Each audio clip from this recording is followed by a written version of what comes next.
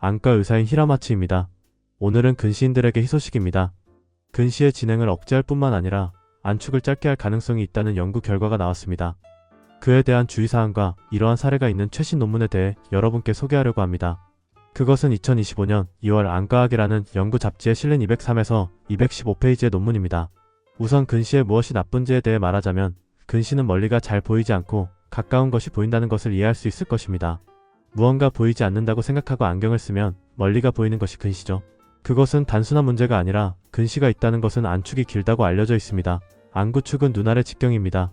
일단 24 정도가 정시라고 하며 근시도 원시도 아닌 경우라고 합니다. 24보다 작아지고 22 정도가 되면 안구가 작아진 것으로 이를 원시라고 합니다. 근시의 경우는 반대로 안구가 커져서 26, 30로 커질 수 있습니다. 문제가 무엇인지 말하자면 눈동자가 크기 때문에 눈이 커진다고 할 수는 없다는 것입니다.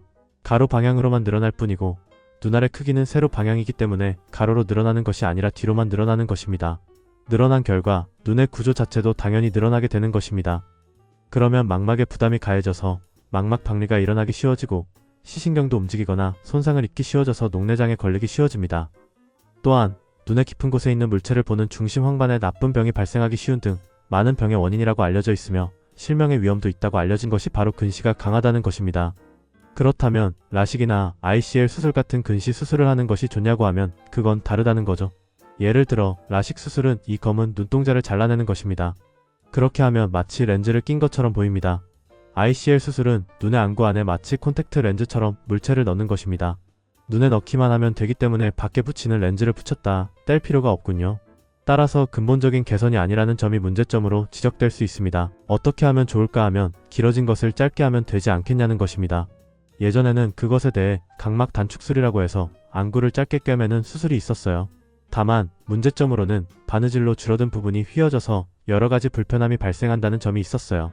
따라서 각막 단축술은 특별한 경우를 제외하고는 기본적으로 시행되는 경우가 적다고 생각합니다. 그래서 다양한 접근 방식으로 시축의 길이를 짧게 하는 방법이 없는지에 대한 이야기가 이번 주제가 됩니다.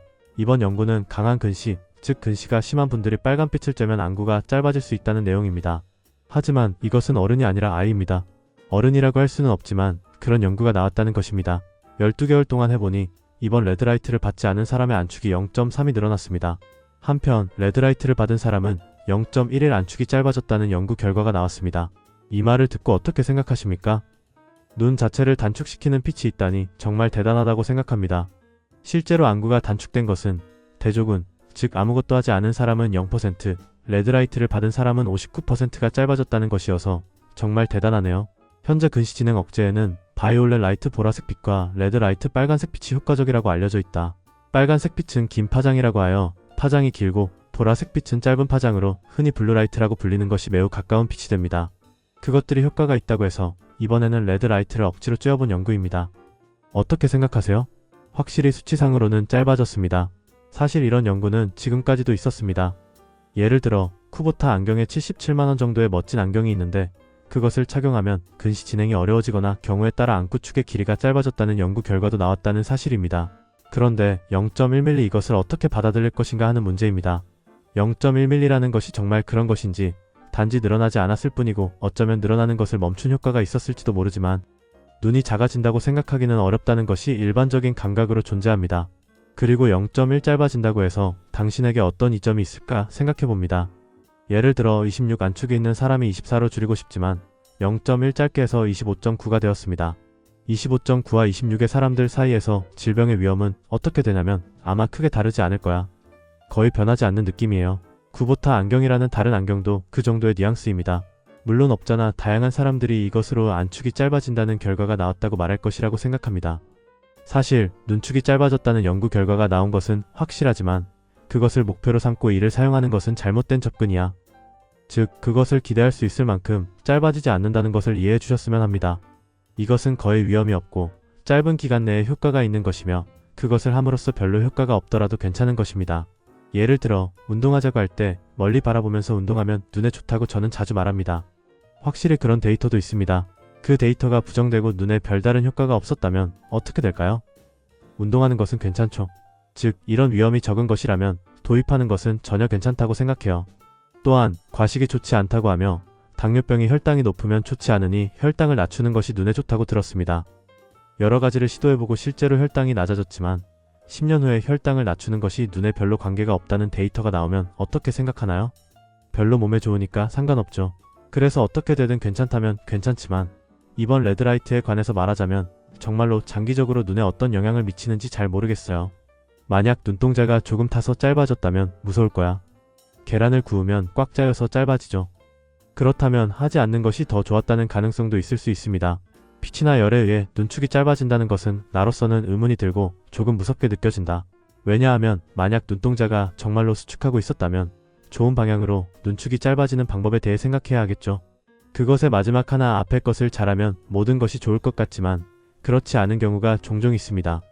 예를 들어 녹내장이라는 병이 있어서 안압눈의 경도를 낮춤으로써 시야의 진행을 멈춘다고 일반적으로 알려져 있습니다.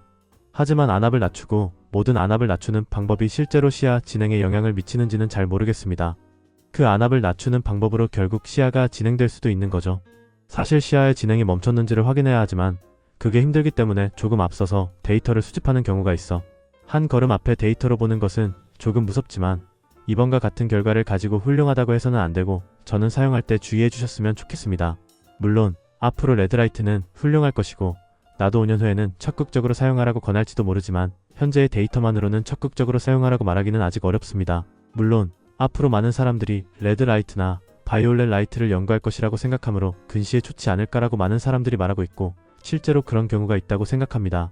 저는 의도적으로 빨간색 빛만, 의도적으로 보라색 빛만 받는 것이 개인적으로 조금 무섭다고 생각합니다. 그래서 근시가 심한 분들은 조심해 주셨으면 좋겠습니다. 어떻게 해야 할지 말하자면 태양광을 쬐면 보통 괜찮습니다. 태양의 빛에는 바이올렛 라이트와 레드 라이트가 모두 포함되어 있습니다. 물론 자외선도 포함되어 있습니다. 그러니까 자외선은 선글라스로 차단하면 좋겠지. 그 외에 레드 라이트나 바이올렛 라이트를 일반적으로 쬐면 그걸로 충분하지 않나요? 지금까지 인류의 역사 속에서 태양광을 계속 받아왔고 물론 태양광으로 인해 자외선이나 눈에 손상을 입는 부분도 있다.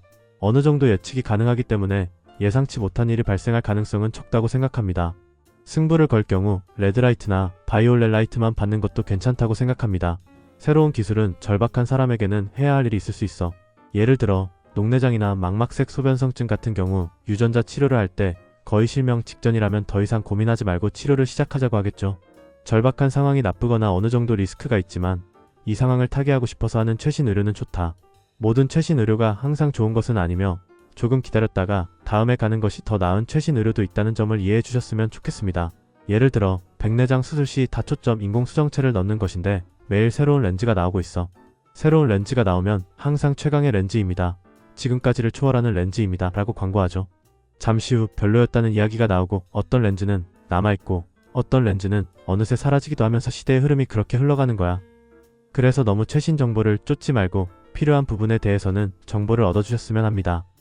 제가 하나의 지침을 말씀드린 후 여러분이 선택을 해주셨으면 합니다. 최신 정보와 2025년의 새로운 논문 등을 다양하게 제공할 예정이니 꼭 채널 구독과 벨 마크를 눌러주시고 개요 안에 있는 이메일 뉴스레터에도 등록해주시면 좋겠습니다. 잘 부탁드립니다.